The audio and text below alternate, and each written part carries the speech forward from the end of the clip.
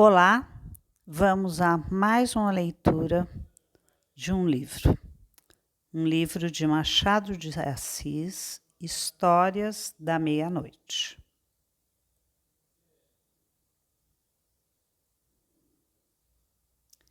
Advertência.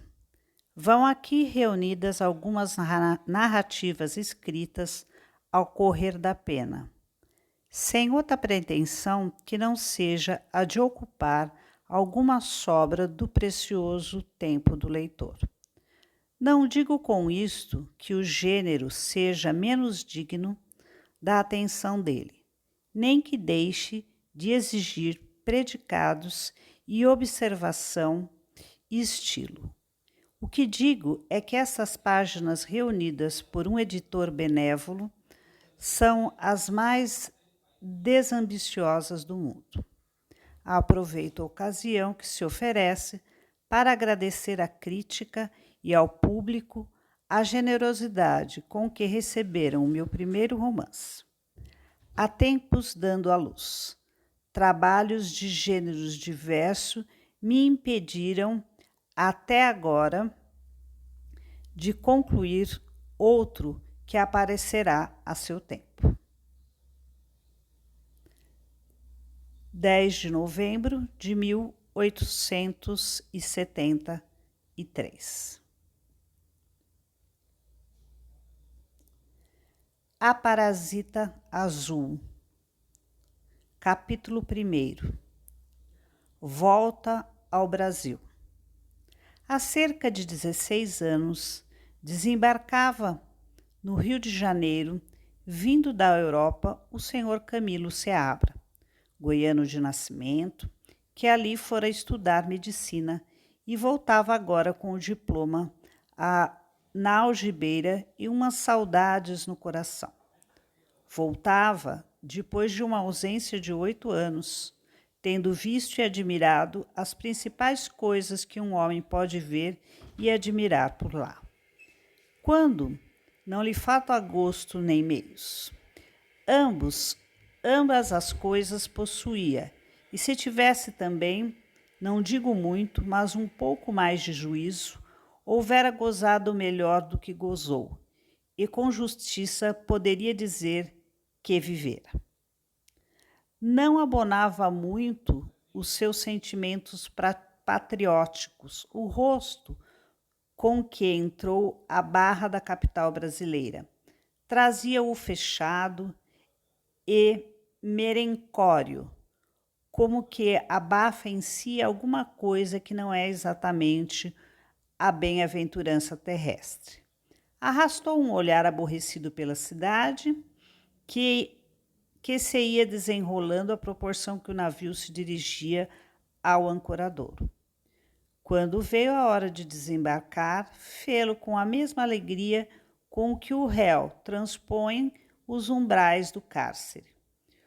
O escaler afastou-se do navio, em cujo mastro flutuava uma bandeira tricolor. Camilo murmurou consigo: adeus, França. Depois envolveu-se num magnífico silêncio e deixou-se a levar para a terra. O espetáculo da cidade, que ele não via há tanto tempo, sempre lhe prendeu um pouco a atenção. Não tinha, porém, dentro da alma, o alvoroço de Ulisses, que, ao ver a terra de sua pátria, era antes pasmo e tédio. Comparava o que via agora com o que vira durante longos anos e sentia a mais e mais apertar-lhe o coração a dolorosa saudade que o minava. Encaminhou-se para o primeiro hotel que lhe pareceu conveniente e ali determinou passar alguns dias antes de seguir para Goiás. Jantou, solitário e triste, com a mente cheia de 1000 recordações do mundo que acabava de deixar. E para dar maior desafogo à memória, apenas acabado o jantar, estendeu-se num canapé e começou a desfiar consigo mesmo um rosário de cruéis desventuras. Na opinião dele, nunca houvera mortal que mais dolorosamente experimentasse a hostilidade do destino, nem do martirológio cristão, nem dos trágicos gregos, nem no livro de Jó havia sequer um pálido esboço dos seus infortúnios. Vejamos alguns traços patéticos da existência do nosso herói. Nascera rico, filho de um proprietário de Goiás, e nunca vira outra terra além da sua província natal. Em 1828, estivera ali um naturalista francês, com que o comendador Seabra travou relações e de quem se fez então amigo, que não quis outro padrinho para o seu único filho, que então contava com 1 ano de idade. O naturalista, como antes de ser, cometera uma venialidades poéticas que mereceram alguns elogios em 1810, mas que o tempo, velho trapaceiro da eternidade, levou consigo o infinito depósito das coisas inúteis. Tudo lhe perdoara o ex-poeta, menos o esquecimento de um poema em que ele metrificara a vida de Fúrio Camilo. O poema que ainda então lia com sincero entusiasmo, como lembrança desta obra da juventude, chamou ele o afilhado Camilo, e com esse nome o batizou o padre Maciel, o grande aprazimento da família e seus amigos. Compadre, disse o comendador naturalista, e este pequeno vingar, hei de mandá-lo para sua terra a aprender medicina ou outra qualquer coisa que se faça homem, em que se faça homem. No caso de que achar jeito para andar com plantas e minerais como o senhor, não se acanhe. Dá-lhe o destino que lhe parecer como se fora seu pai, que o é espiritualmente falando. Quem sabe se eu viverei nesse tempo, disse o naturalista. Há de viver, protestou Seabra. Esse corpo não se engana. A sua têmpera é de ferro. Não o vejo eu andar todos os dias por esses matos e campos, indiferente a sóis e a chuva, sem nunca ter a mesma dor, sem ter a mais leve dor de cabeça. Com metade dos seus trabalhos, já eu estava defunto. Há de cuidar do meu rapaz. Apenas ele tiver concluído cá os seus primeiros estudos.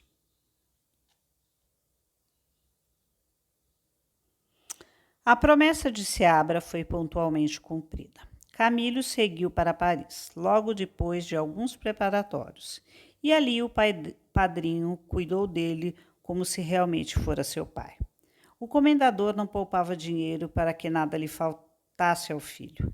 A mesada que lhe mandava podia bem servir para 2 ou 3 pessoas em iguais circunstâncias.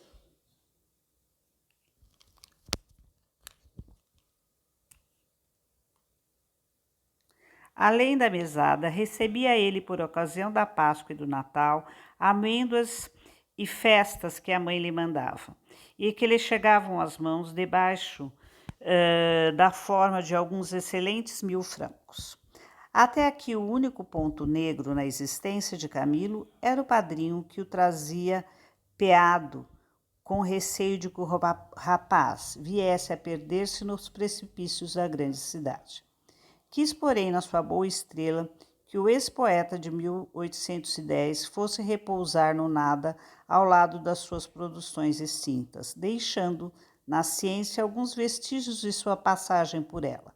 Camilo apressou-se a escrever ao pai uma carta cheia de reflexões filosóficas. No período final dizia assim: em suma, meu pai, se lhe parece que eu tenho o necessário juízo para concluir aqui os meus estudos, e se tem confiança na boa inspiração que há de dar à alma daquele que se foi deste vale de lágrimas para gozar a infinita bem-aventurança, deixa-me cá ficar até que eu possa regressar ao meu país como um cidadão esclarecido e apto para o servir como é do meu dever. Caso a sua vontade seja contrária a isso que lhe peço, diga-o com franqueza, meu pai, porque então não demorarei um instante mais nessa terra que já foi meia pátria para mim, e que de hoje é apenas uma terra de exílio. O bom velho não era homem que pudesse ver por entre as linhas dessa lacrimosa epístola o verdadeiro sentimento que a ditara. Chorou de alegria a ler as palavras do filho, mostrou a carta a todos os seus amigos e apressou-se a responder ao rapaz que podia ficar em Paris todo o tempo necessário para completar os seus estudos, e que, além da mesada que lhe dava, nunca recusaria tudo quanto lhe fosse indispensável em circunstâncias imprevistas. Além disso, aprovava de coração os sentimentos que ele manifestara em relação à sua pátria e à memória do padrinho. Transmitia-lhe muitas recomendações do tio Jorge, do padre Maciel, do coronel Veiga e de todos os parentes e amigos, e concluía deitando-lhe a bênção. A resposta paterna chegou às mãos de Camilo no meio de um almoço, que ele dava no Café de Madrid, a 2 ou 3 estroínas de primeira qualidade. Esperava aquilo mesmo. Não resistiu ao desejo de beber a saúde do pai, ato que foi acompanhado pelos elegantes milhafres, seus amigos. Nesse mesmo dia, planeou Camilo algumas circunstâncias imprevistas para o comendador, que o próximo correio trouxe para o Brasil uma extensa carta que lhe agradecia as boas expressões do pai. Dizia-lhe as suas saudades, confiava-lhe as suas esperanças e pedia-lhe respeitosamente, em post-scriptum, a remessa de uma pequena quantia de dinheiro. Graças a essas facilidades, atirou-se o nosso Camilo a uma vida solta e dispendiosa, não tanto, porém, que lhe sacrificasse os estudos. A inteligência que possuía e que certo amor próprio não perdera, muito o ajudara nesse lance. Concluiu o curso. Foi examinado, aprovado e doutorado. A notícia do acontecimento foi transmitida ao pai, com o pedido de uma licença para ir ver outras terras da Europa. Obteve a licença e saiu de Paris para visitar a Itália, a Suíça, a Alemanha e a Inglaterra. No fim de alguns meses, estava outra vez na grande capital e aí reatou o fio de sua antiga existência. Já livre então de cuidados estranhos e aborrecidos, a escala toda dos prazeres sensuais e frívolos foi percorrida por esse esperançoso mancebo com uma sofreguidão que parecia anti-suicídios. Seus amigos eram numerosos, solícitos e constantes. Alguns não duvidavam dar-lhe a honra de o constituir seu credor. Entre as moças de Corinto, era o seu nome verdadeiramente popular. Não poucas o tinham amado até o delírio. Não havia pateada célebre em que a chave dos seus aposentos não figurasse, nem corria, nem seata, nem passeio em que não ocupasse um dos primeiros lugares. Desejo de o ver, escreveu-lhe o comendador pedindo que o regressasse ao Brasil. Mas o filho, parisiense até a medula dos ossos, não compreendia que um homem pudesse sair do cérebro da França para vir inteirar-se em Goiás. Respondeu com evasivas e deixou-se ficar. O velho fez vista grossa a esta primeira desobediente. Tempo depois insistiu em chamá-lo. Novas evasivas da parte de Camilo. Irritou-se o pai e a terceira carta que lhe mandou foi já de amargas censuras. Camilo caiu em si e dispôs-se com grande mágoa a regressar à pátria. não sem esperanças de voltar e acabar os seus dias no Boulevard dos Italianos ou à porta do Café Elder. Um incidente, porém, demorou ainda desta vez o regresso do jovem médico. Ele, que até ali vivera de amores fáceis e paixões de uma hora, veio enamorar-se repentinamente de uma linda princesa russa. Não se assustem. A princesa russa de quem falo afirmavam algumas pessoas que era filha da Rua do Bac e trabalhava numa casa de modas até a Revolução de 1848. No meio da Revolução, apaixonou-se por ela um major polaco que a levou para Varsóvia, donde acabava de chegar, transformada em princesa, com um nome acabado com "ine" ou em "off", não sei bem. Vivia misteriosamente, zombando de todos os seus adoradores, exceto de Camilo. Dizia a ela por quem sentia que era capaz de aposentar as suas roupas de viúva. Tão depressa, porém, soltava essas expressões irrefletidas, como logo protestava com os olhos no céu. Oh, não, nunca, meu caro Alex, nunca desonrarei a tua memória unindo-me a outro. Isso eram punhais que dilaceravam o coração de Camilo. O jovem médico jurava por todos os santos do calendário latino e grego que nunca amara ninguém como formosa princesa. A bárbara senhora parecia às vezes disposta a crer nos protestos de Camilo. Outras vezes, porém, abanava a cabeça e pedia perdão à sombra do venerando príncipe Alex. Neste meio tempo, chegou uma carta decisiva do comendador. O velho goiano intimava pela última vez ao filho que voltasse, sob a pena de lhe suspender todos os recursos e trancar-se-lhe a porta. Não era possível tergiversar mais. Imaginou ainda uma grave moléstia, mas a ideia de que o pai podia não acreditar nele e suspender-lhe realmente os meios aluiu de todo esse projeto. Camilo, sem ânimo, teve de ir confessar a sua posição à bela princesa.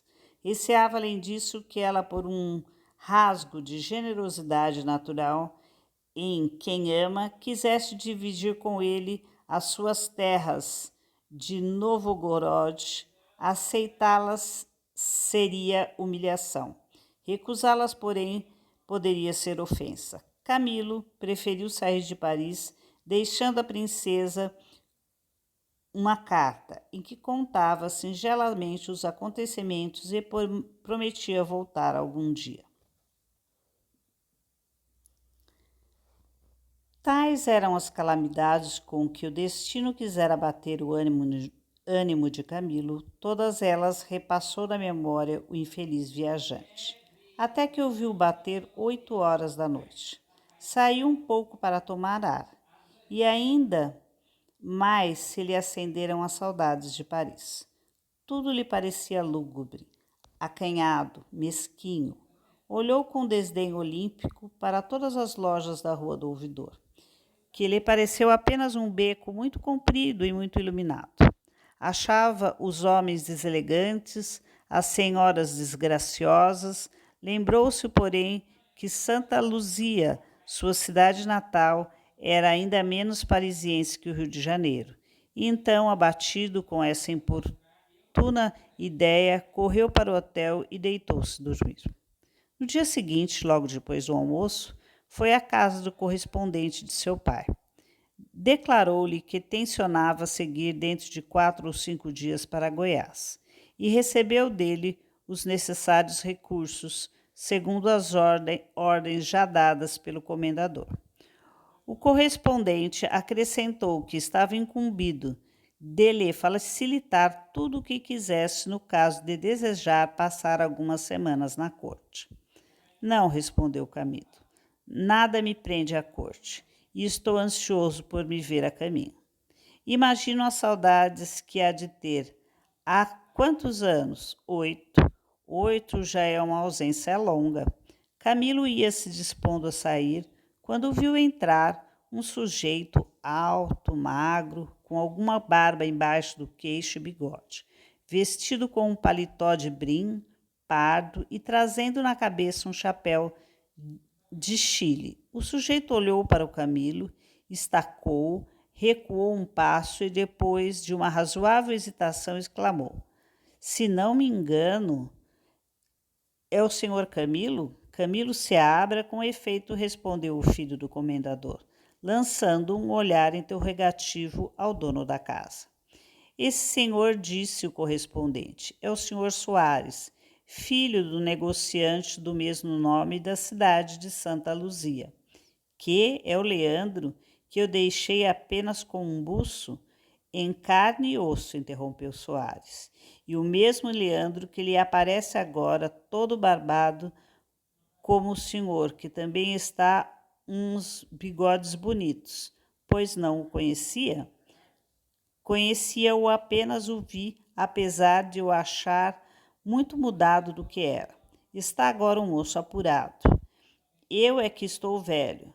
Já cá estão 26. Não se ria, estou velho. Quando chegou?" "Ontem." "E quando segue a viagem para Goiás?" "Espero o primeiro vapor de Santos. Nem de propósito iremos juntos." "Como está o seu pai? Como vai toda aquela gente? O padre Maciel, o Veiga, dê notícias a todos e tudo." "Temos tempo para conversar à vontade. Por agora só lhe digo que todos estão bem. O vigário é que esteve 2 meses doente de uma febre maligna e ninguém pensava que arribasse, mas arribou. Deus nos livre que o homem adoeça agora que estamos com o Espírito Santo à porta. Ainda se fazem aquelas festas? Pois então, o imperador esse ano é o coronel Veiga e diz que quer fazer as coisas com todo o brilho. Já prometeu que daria um baile, mas nós temos tempo de conversar, ou aqui ou no caminho. Onde está morando?" Camilo indicou o hotel em que se achava e despediu-se do comprovinciano, satisfeito de haver encontrado um companheiro que de algum modo lhe diminuísse o tédio de tão longa viagem. Soares chegou à porta e acompanhou com os olhos o filho do comendador até perdê-lo de vista. "Veja o senhor o que é andar por essas terras estrangeiras", disse ele ao correspondente que também chegava à porta. "Que mudança fez aquele rapaz que era pouco mais ou menos como eu." Aguardem, continua no próximo vídeo.